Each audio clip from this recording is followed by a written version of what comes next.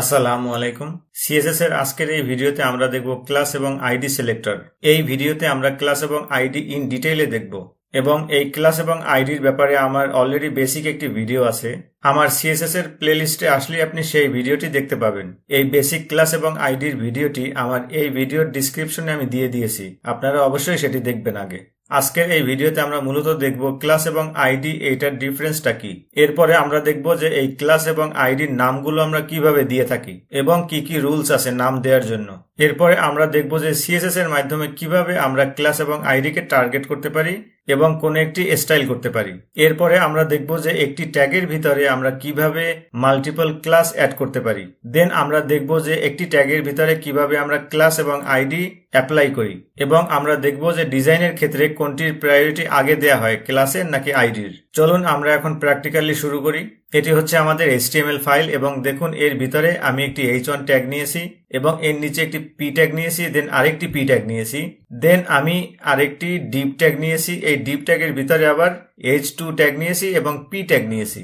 So HTML আমি ট্যাগগুলো এভাবে নিয়েছি যাতে করে আমি ইজিলি আপনাদেরকে বোঝাতে পারি এবং ওয়েবসাইটে নরমালি আমরা এভাবে দেখতে পাবো বাই ডিফল্ট। মূলত এই ক্লাস এবং আইডির দ্বারা আমরা HTML এর বিভিন্ন কন্টেন্টকে স্টাইল করে থাকি বা আমরা বলতে পারি বিভিন্ন এলিমেন্টকে স্টাইল করে থাকি।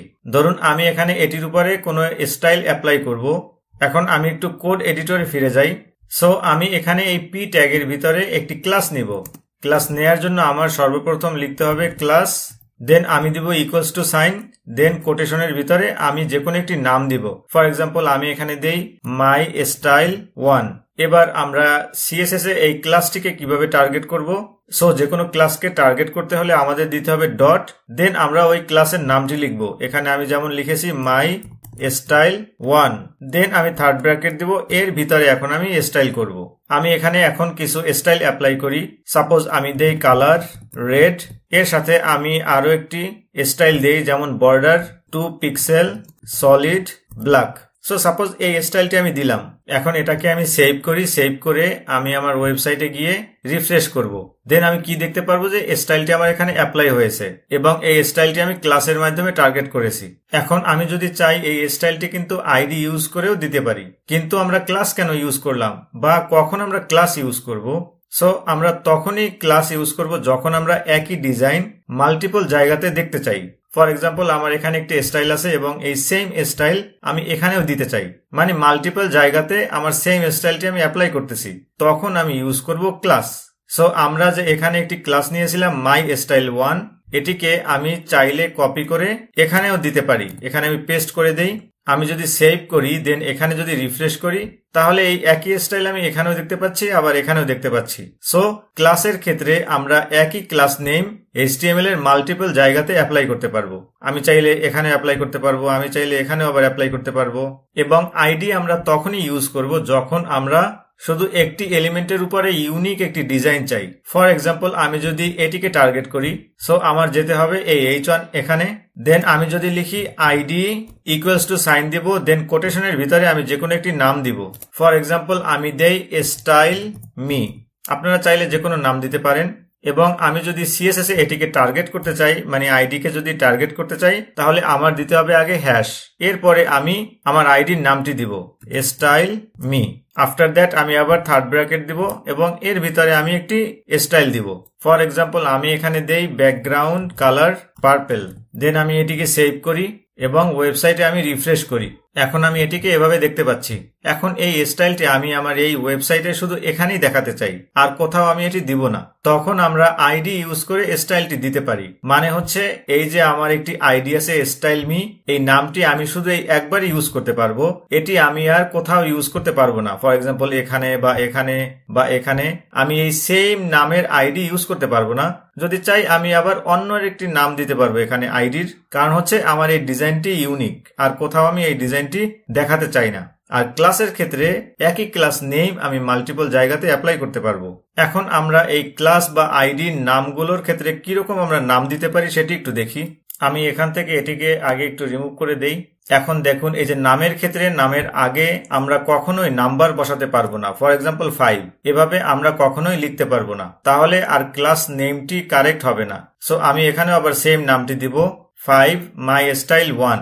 দেন আমি যদি ওয়েবসাইটে রিফ্রেশ করি দেখবেন যে আপনারা ডিজাইনটি আর আসতেছে না। এর কারণ হচ্ছে আমার এই সিএসএস এর নামটি কাজ করতেছে না। সো আমরা এভাবে কখনোই আগে নাম্বার দিতে পারবো না, বাট এই মাঝখানে বা লাস্টে আমরা দিতে পারবো। অলরেডি আমি এখানে 1 দিয়ে রেখেছি এবং এটি কাজ করতেছিল পারফেক্টলি।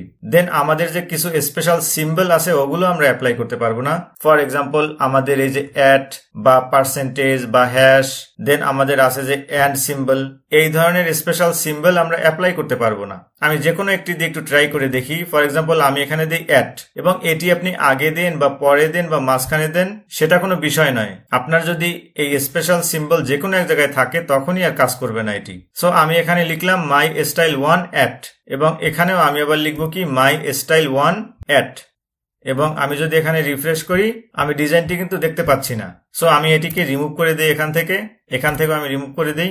দেন আমি যদি কোথাও কোনো স্পেস দেই সেটিও আমার কাজ করবে না। কেন কাজ করবে না? আমি যদি স্পেস দিই তাহলে সেপারেটলি এটি আমার দুইটি নাম হিসাবে কাউন্ট করা হবে।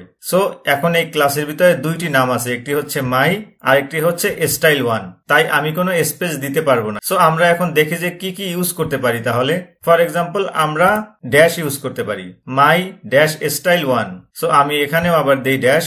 এগুলোকে যদি সেভ করি এবং আবার আমি রিফ্রেশ করি দেখুন যে ডিজাইনটি চলে আসছে, মানে এটি এখন পারফেক্টলি কাজ করতেছে। অ্যাগেইন আমি যদি চাই আন্ডারস্কোরও দিতে পারি, আমি দিই এখানে আন্ডারস্কোর এবং এখানেও আমি দিই আন্ডারস্কোর, এবং সবকিছু সেভ করার পরে আমি যদি আবার রিফ্রেশ করি তাহলে ডিজাইনটি এখনো আসতেছে, মানে এই নামটিও পারফেক্টলি কাজ করতেছে। আবার যদি চান আপনি এভাবেও লিখতে পারবেন, ক্যাপিটাল লেটার এবং স্মল লেটার মিক্স আপ করে। সো আমি এখানে যদি এস ক্যাপিটাল লেটার দিই এভাবেও আপনি লিখতে পারবেন। এখন এই যে নেমিং স্টাইল ক্লাসের ক্ষেত্রে আইডির ক্ষেত্রে সেম। ক্লাসের জন্য যেভাবে আমার রুলস আছে আইডির জন্য আমার একই রুলস নাম দেওয়ার ক্ষেত্রে।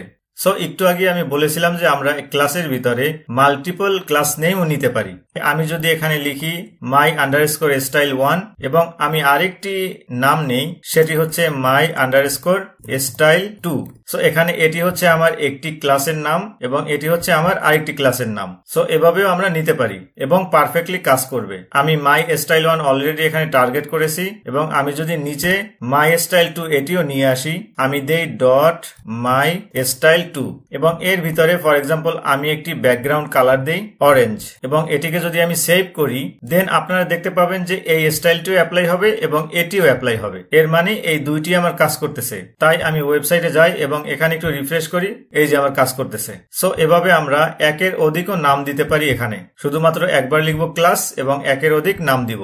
বাট এই সেম কনসেপ্ট যদি আমরা আইডি তে অ্যাপ্লাই করি তাহলে কাজ করবে না, মানে আমি মাল্টিপল আইডি নিতে পারবো না। এখানে আমি দিলাম স্টাইল মি এবং এগেইন আমি যদি নেই স্টাইল মি 2, অলরেডি আমার এখানে স্টাইল মি টার্গেট করে একটি ডিজাইন দেয়া আছে।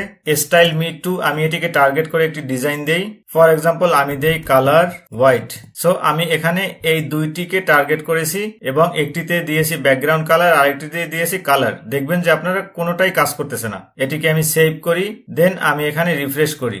দেখুন যে এখন এখান থেকে স্টাইলটি চলে গিয়েছে, মানে কোনো আইডি আমার কাজ করতেছে না। এর মানে হচ্ছে যে আমরা এভাবে একের অধিক আইডি নিতে পারবো না। সো আমি এগুলোকে আবার রিমুভ করে দেই। আমি যদি চাই এই ক্লাস এবং আইডি কে কম্বাইন করেও লিখতে পারি। সো আমি যদি চাই এখান থেকে এটিকে কাট করে এই পি ট্যাগের ভিতরে নিয়ে আসবো। সো আমি এভাবে লিখবো আইডি স্টাইল মি দেন ক্লাস মাই স্টাইল 1। এখানে আমরা ক্লাস এবং আইডি কে একটি ট্যাগের ভিতরে নিয়ে আসছি, মানে একটি এলিমেন্টের ভিতরে নিয়ে আসছি। এটিও আমার পারফেক্টলি কাজ করবে। স্টাইল মিতে আমার একটি ব্যাকগ্রাউন্ড কালার দেয়া আছে এবং এই যে মাই স্টাইলে 1এও আমার কিছু ডিজাইন দেয়া আছে। সো এগুলোকে যদি আমি সেভ করি এবং আবার যদি এখানে রিফ্রেশ করি, এই যে আপনারা এখন দেখতে পাচ্ছেন আইডির মাধ্যমে আমি দিয়েছি যে ব্যাকগ্রাউন্ড কালার এবং বাকি ডিজাইনটুকু আমি দিয়েছিলাম ক্লাসের মাধ্যমে। সো সবগুলোই কিন্তু এখানে চলে আসছে। এখন ধরুন যে আমি এই ক্লাসটিকে টার্গেট করে একটি কালার দিয়েছি রেড, এখান থেকে এটি আমি রিমুভ করে দেই এবং এই যে আমার আইডি আছে স্টাইল মি, এটিকে টার্গেট করে ধরেন আমি আরেকটি কালার দেই কালার ব্লু। ক্লাসের ভিতরে আমি দিয়েছি কালার রেড এবং আইডির ভিতরে আমি দিয়েছি কালার ব্লু। এখন কথা হচ্ছে যে তাহলে আমার ওয়েবসাইটে কোনটা দেখাবে, চলুন সেটি আমরা আগে একটু দেখি এবং এখানে আমি একটু রিফ্রেশ করি। দেখুন রিফ্রেশ করার পরে আমরা ব্লু কালার দেখতে পাচ্ছি, মানে হচ্ছে আমরা আইডিতে যা দিয়েছিলাম সেটা দেখতে পাচ্ছি। এর মানে হলো আমরা যখনই আইডি বা ক্লাস ইউজ করে সেম ডিজাইন দিব তখন আগে প্রায়োরিটি দেওয়া হবে আইডি কে, মানে আইডির ডিজাইনটি দেখাবে, তখন এই ক্লাসের ডিজাইনটি ইগনোর করবে। প্রায়োরিটি বেশি দেওয়া হচ্ছে আইডি কে, দেন ক্লাসকে। এখন আমি কোনটি ইউজ করব বেশি, ক্লাস নাকি আইডি? আমরা সবসময় ট্রাই করব যে ক্লাস ইউজ করে স্টাইল করার জন্য, আর যখনই আমরা দেখবো যে ইউনিক কোনো স্টাইল আমাদের দরকার তখন আমরা আইডি ইউজ করব, but most of the time আমরা ক্লাস ইউজ করার চেষ্টা করব বেশি। এবং এই যে আইডি আছে এটি মূলত আমরা জাভাস্ক্রিপ্ট ইউজ করে এই আইডি কে টার্গেট করি। সো আশা করি আপনারা আইডি এবং ক্লাস সম্পর্কে ইন ডেপথ একটি ধারণা পেয়েছেন। ভিডিওটি ভালো লেগে থাকলে অবশ্যই আমার চ্যানেলকে সাবস্ক্রাইব করবেন। আজ এ পর্যন্তই। Thank you for watching.